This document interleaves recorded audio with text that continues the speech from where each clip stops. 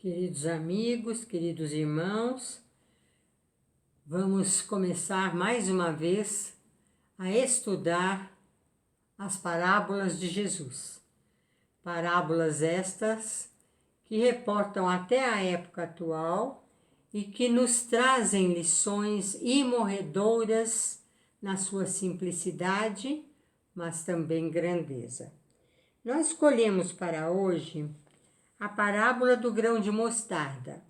Há duas parábolas sobre o grãozinho de mostarda, que é tão pequenino que é mais ou menos do tamanho da cabeça de um alfinete. É a menor das sementes que existem sobre a face da terra e que são plantadas e que nós utilizamos as suas folhas como comestível. Vamos então ver o texto a que se reporta a tal parábola que nós escolhemos para hoje. O reino dos céus é semelhante a um grão de mostarda, que um homem tomou e lançou no seu campo, o qual grão é, na verdade, a menor de todas as sementes,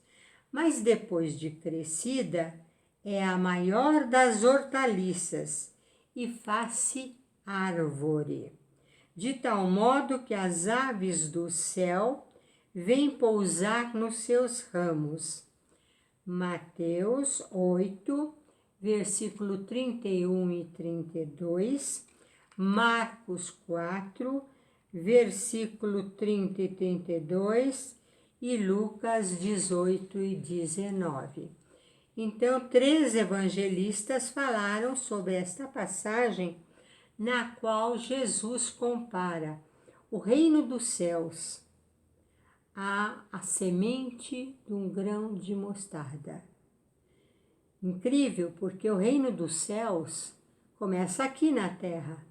Está à nossa volta, à nossa direita, à nossa esquerda, abaixo de nós, acima de nós, ao redor de nós, atrás de nós, e pelo infinito o reino dos céus sai além da terra em direção aos mundos que existem nesse infinito, outros sóis, outras galáxias, outras estrelas, outros planetas.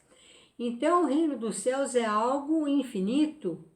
que nos rodeia, e ele compara com a menor semente que existe na terra, que é a semente de mostarda, que é muito pequenina e que ele usa como exemplo, dizendo que um homem jogou essa semente e plantou-a num campo, no seu campo. E ela ficou ali um tempo enclausurada sob a terra e ficou na escuridão e foi regada e o sol a visitou, o vento passou por sobre o local onde ela estava e muitas coisas aconteceram até que ela rebentou sob a terra num esforço típico das sementes, num esforço que a gente admira, não desconhece e que sempre existiu na face da terra, desde as menores sementes até aquelas maiores, e que são alvo sempre da atenção dos homens que trabalham com relação à alimentação dos povos em todas as épocas e também da alimentação doméstica nos fundos de quintal ou nos sítios, fazendas menores, até as grandes produções que hoje já atingem escalas mundiais, utilizando uma tecnologia nem sempre muito adequada à saúde dos que vão consumir o resultado desses plantios. Mas Jesus estava falando naquela época em que tudo era feito de uma forma bastante rústica, com muito esforço braçal, com muito cuidado, com muita atenção, porque o povo judeu pagava altos impostos e muito do que eles produzia não lhes pertenciam, tinha que ser doado aos conquistadores que dominavam o local. E eram muitos povos também que estavam sob o domínio romano, que foi o maior domínio mundial de todos os tempos.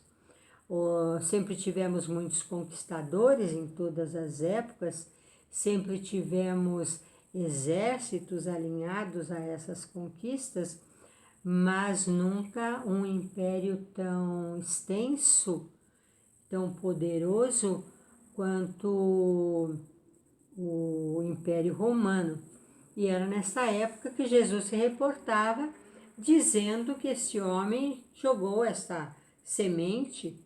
no campo e com o passar do tempo ela brotou, ela saiu do solo dando as suas primeiras vergônteas, suas primeiras folhas, e aos poucos ela foi se fortalecendo e crescendo. Ela trazia no seu próprio ser vivente ali enclausurado aquilo que ela era. Ela era uma semente de mostarda com capacidade de produzir hortaliças, mais hortaliças que ficariam tão grandes do tamanho de uma árvore. Não essas hortaliças que nós conhecemos, que não crescem muito, como a alface, o almeirão, a chicória, mas ela produzia uma árvore da qual as folhas serviam de alimento. E essa árvore, no local onde ela foi plantada, nesse campo, ela cresceu tanto que os pássaros, as aves, vinham fazer seus ninhos nos seus ramos, nos seus galhos, porque sentiam a firmeza e a proteção que ela oferecia. As pessoas passavam e aproveitavam a sua sombra para descansar, as suas folhas para se alimentar, e admiravam o cantar dos passarinhos que se abrigavam sobre a sua copa volumosa, grande, que ninguém poderia imaginar que uma sementinha trouxesse um projeto tão imenso dentro de si, tão certo, tão capacitado, tão maravilhoso, que passou a interagir com tudo que havia ao seu redor. Então, essa semente de mostarda, ela representava o reino dos céus.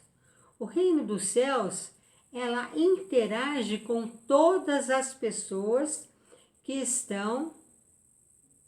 encarnadas ou desencarnadas, porque ele começa aqui onde nós estamos agora e ele vai se expandindo por todo o campo deste homem que plantou e pelos campos vizinhos e para cima e para baixo nas suas raízes e na sua fortaleza e na sua maravilha e na sua grandiosidade.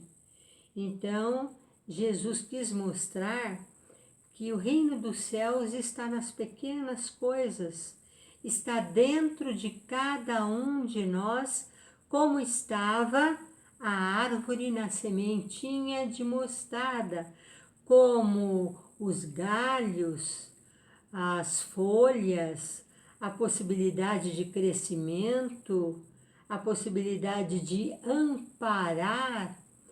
as aves que faziam seus ninhos, permanece dentro de cada um de nós. Jesus nos compara, comparando o reino dos céus, a semente de mostarda, ao campo onde essa semente foi lançada, ao local escuro, ao local onde esse reino dos céus está aprisionado por um tempo, a fim de que ele cresça e se expanda e possa auxiliar todas as pessoas que estão ao redor desta semente de mostarda, que é o reino dos céus. Então o reino dos céus está dentro de nós, como dentro do grão de mostarda, da sementinha de mostarda. Ele está dentro de nós quando nós estudamos, quando nós procuramos a nossa melhor interior, quando nós saímos da escuridão da nossa ignorância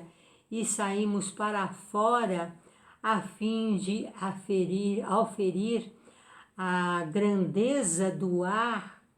da água, do vento e a maravilha do calor, do conhecimento do sol, que é o responsável por uma série de planetas que fazem parte do nosso grupo familiar da equipe solar. Então, quando nós saímos para fora, trazendo conosco esse reino dos céus, nós o implantamos primeiro dentro de nós, como a semente que trazia a árvore dentro de si. E esse reino sendo implantado dentro de cada um de nós, ele começa a se expandir através do nosso pensamento. E o pensamento é a ligação maravilhosa do universo, a qual todos os espíritos das imensas galáxias utilizam para o seu contato um com os outros. É a linguagem espiritual do mundo espiritual do qual nós viemos e para o qual nós voltaremos no fenômeno da morte. O pensamento, ele se externa mesmo quando ele não vira palavras ou escritas emitidas por nós, porque o nosso pensamento mais esperançoso, mais caridoso, ou melancólico, ou triste, ou negativo, ele já começa influenciando a nós mesmos através do seu campo vibracional, de tal sorte que a nossa aura pode se expandir com clareza e com beleza, atuando sobre todas as pessoas ao nosso redor e sobre todas as coisas às quais nós tocamos e com as quais nós estamos interagindo através das nossas manipulações com as mãos ou com os pés, ou mesmo com os aparelhos eletrônicos. Por isso que muitas pessoas, quando estão no início de uma mediunidade muito ostensiva, de uma mediunidade muito atuante, que ainda não foi totalmente desenvolvida, que não foi estudada e auxiliada pelo médium para ficar dentro de um padrão de equilíbrio, de normalidade, de aproveitamento para si e para os outros, podem ocorrer os fenômenos de psicocinesia, porque a pessoa está carregada de magnetismo seu e dos espíritos e não está utilizando. E muitas vezes o que acontece é que a chave quebra na fechadura, os aparelhos eletrônicos começam a pifar literalmente, a geladeira, ou micro-ondas, ou o liquidificador, as lâmpadas piscam, apagam, queimam, e até a televisão muitas vezes apresenta coisas diferentes daquela que o canal está passando, um chuvisco, ou muda de canal sozinha. Então, este reino dos céus dentro de nós se expressa através da nossa atitude, que começa no pensamento e depois vai para a ação. A ação pode ser uma oração, então se eu faço uma oração mesmo muda em direção às pessoas doentes, eu estou emitindo fluidos e vibrações que vão alcançar essa pessoa onde quer que ela se encontre. Se eu estou vibrando pelas nações, também eu vou atingir a população e os dirigentes responsáveis principais por cada uma dessas nações. Então, veja, começa no pensamento e depois vai na atitude, ainda mais hoje que a gente tem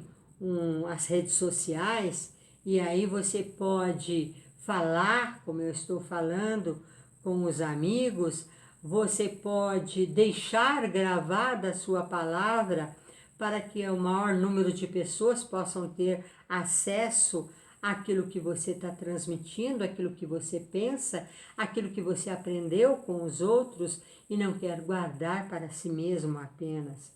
Então, nas redes sociais você pode emitir opiniões, você pode fazer campanhas, você pode auxiliar uma pessoa, muitas pessoas ou muitos países, você pode interferir na maneira de entender as situações pelas quais as pessoas estão passando no campo individual ou no campo coletivo. Então, através do pensamento e depois de uma atitude, de uma ação, de uma movimentação, através de manifestações públicas,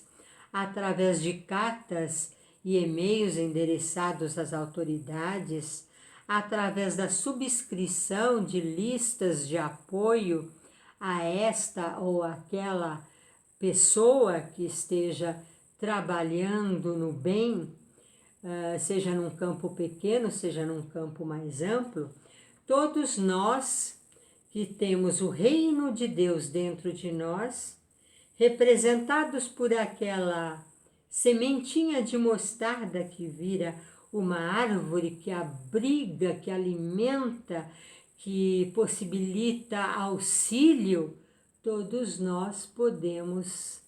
fazer a mesma coisa que esse grão de mostarda que um homem plantou. Claro que nós, antes de conseguirmos uma atuação mais ampla, mais maravilhosa, mais eficiente, teremos que ainda nos enclausurar na nossa ignorância e procurar daí o conhecimento e procurar dessa ignorância o equilíbrio nas nossas escolhas, nas nossas atitudes, nas nossas petições, nos nossos desejos, na nossa interação familiar ou interação com a nossa coletividade. E depois utilizar esse conhecimento que não acaba, você está sempre aprendendo mais e mais com o maior número de pessoas, e por isso eu agradeço aqueles que me transmitem os seus conhecimentos, como nosso amigo Nuno Emanuel, como outros amigos, alguns já no plano espiritual, que continuam ainda nos amparando, e como nosso Chico Xavier, que embora tenha partido do plano físico, não para de trabalhar e não para de transmitir a todos nós os seus conhecimentos através dos exemplos que deixou e que algumas pessoas grafaram para nosso benefício, e outras que ficaram ignoradas, mas que alguma pessoa pode de repente lembrar, porque esteve com ele na ocasião em que ocorreu este ou aquele feito. Então nós temos muitos exemplos de milhares de sementes de mostarda que produzem de a milhares e milhares de outras sementes, que produzem em abundância o alimento material e espiritual a todos necessitados, que abrigam as aves canoras, porque se a gente fosse elevado, a gente só teria voz para cantar, igual os passarinhos, mas a gente às vezes usa o verbo de uma forma delituosa. Aliás, são muitos os exemplos que nós temos através da história de ditadores arrastando multidões, gerações várias para o mau conhecimento, para uma utilização manipulada da própria inteligência e da própria atitude, o que não vai de forma alguma tirar a responsabilidade daqueles que se deixam envolver pelo canto de sereia da sedução dos maus. Os maus abundam em toda a parte, são como a praga no campo, são como as doenças coletivas, são como os cataclismos gerados pela desobediência das leis da natureza que o homem promove, ou mesmo pelas atuações necessárias à nossa própria evolução, e a nossa Terra está em constante evolução como um ser animado também, com uma vida própria, com leis próprias, e nós com as leis dentro da nossa consciência. Plasmados pela bondade divina, trazemos de nós, dentro de nós, como a semente, o reino dos céus, o reino do Senhor. E esse homem que plantou esta semente, esse reino dos céus em nós, chama-se Jesus, o nosso Mestre Jesus. Ele trouxe o reino dos céus corporificado na sua pessoa, nas suas lições, nos seus exemplos, nas suas palavras. E ele permanece através dos milênios conosco, fazendo ecoar as suas lições através da escrita dos seus discípulos, através das mensagens orais que foram transmitidas e através daqueles oradores de várias nacionalidades e de várias denominações cristãs que traduzem os seus textos e as suas palavras para os seus conhecidos e ouvintes e seguidores da forma mais evoluída que eles têm no momento para transmitir. Nós ficamos muito gratos a todos aqueles que participam conosco desses estudos maravilhosos de Jesus, porque esse reino dos céus é algo que trará felicidade sobre todas as criaturas da face terrena quando ele se implantar definitivamente em cada um de nós, encarnados e desencarnados, de tal sorte que não seremos mais nós que estaremos vivendo, mas Jesus viverá através das nossas pessoas, assim como o Pai se manifestava através do Filho que reencarnou, que foi o nosso Mestre Jesus. Esse Mestre cujas palavras são verdade e vida. Esse Mestre que é o único caminho que conduz as ovelhas tresmalhadas do Pai. Esse Mestre que nos ensinou que se tivermos uma fé pequenina, poderemos fazer grandes coisas. E se não estamos conseguindo fazer, é porque a nossa fé é muito menor ainda do que o grão de mostarda. Provavelmente a nossa fé é tão pequena que para que nós pudéssemos vê-la, teríamos que usar potentes microscópios para chegar a verificar se ela já habita em nós e qual é o tamanhinho que ela possui. Porque a fé é provada na época em que nós estamos passando por transtornos, dificuldades, dores e sofrimentos, ingratidões, ameaças e toda a gama de dificuldades com as quais o ser humano se defronta ao longo da sua vida terrena e até mesmo às vezes depois da sua partida, até mesmo no plano espiritual, pelo que nos narram os vários espíritos que se manifestam através do tempo e do espaço e com muito mais clareza e objetividade após o advento do cristianismo, que veio revivecer e relembrar tudo aquilo que Jesus havia nos trazido, mas fazer mais, explicar às claras aquilo que tinha ficado sob alegorias, sobre parábolas, ou de uma forma um tanto quanto obscura, devido às dificuldades de entendimento das pessoas com as quais ele falava, desde aqueles que se consideravam doutos e sábios, até aqueles mais simples e que se consideravam ignorantes e talvez até nem soubessem ler nem escrever. Até hoje as palavras de Jesus alcançam o maior número de pessoas e é preciso que realmente nós levemos esse reino dos céus a todas as criaturas como a árvore que auxiliava e beneficiava a todos que se aproximavam dela. Mas é preciso também que nós implantemos esse reino dos céus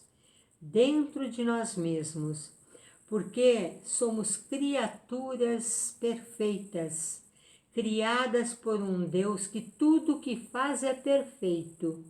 Se ainda não alcançamos a perfeição e somos apenas perfectíveis, é porque não soubemos realmente agir a nosso favor. Estamos ainda manipulando as nossas possibilidades de uma forma um tanto canhestra ou muito pequena.